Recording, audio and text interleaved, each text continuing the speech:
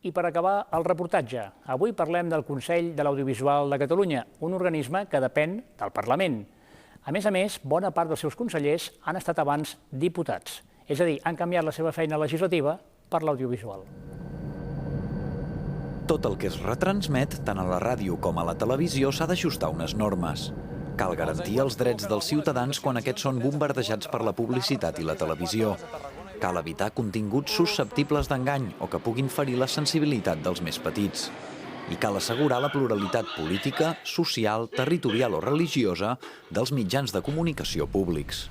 Aquesta tasca és en mans del Consell de l'Audiovisual de Catalunya.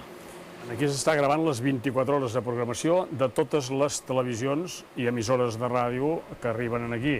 I es fa un control dels continguts, s'analitzen, no s'analitzen en temps real, però sí que hi ha un grup d'analistes, gent especialitzada en analitzar.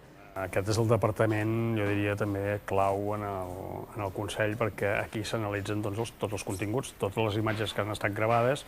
Aquí, per especialistes, per tècnics, analitzen els continguts d'aquestes imatges.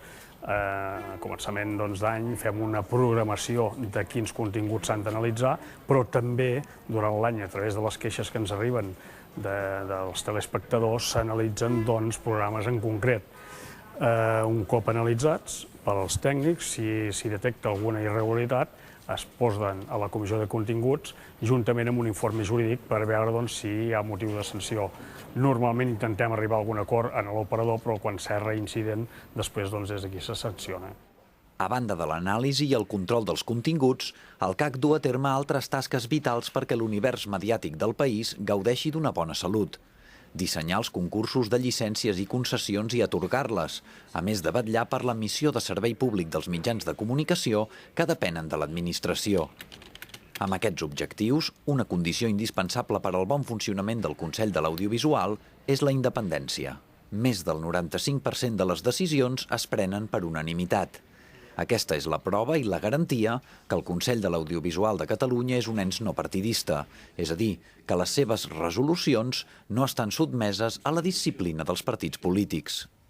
Hem de ser un organisme despartiditzat. M'agradaria ben bé precisar la paraula.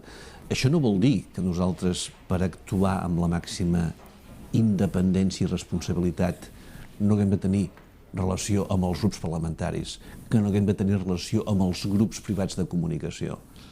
Òbviament l'hem de tenir, però en el moment de prendre les decisions nosaltres hem de ser capaços d'anar molt més enllà de la pretensió d'un grup parlamentari o d'un grup privat.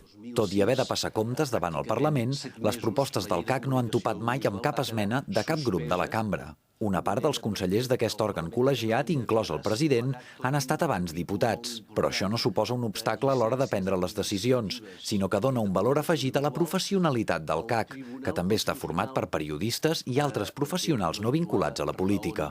Jo crec que les persones ens hem de saber adaptar, hem de saber, és a dir, nosaltres quan ens presentem a l'elecció, ens presentem sota un programa electoral que hem de complir. Aquí és diferent.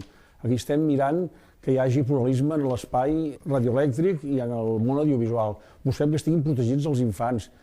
Hem introduït darrerament també una preocupació de protecció a la gent gran, que tots aquests concursos estranys. Aquest és un tema de defensa del pluralisme polític i social de la societat i de protecció dels més febles. Actualment hi ha altres consellers que han passat pels escons del Parlament. Josep Pont, Dolors Comas i Esteve Orriols, que després de molts anys de treballar a la cambra s'acaba d'incorporar al Consell.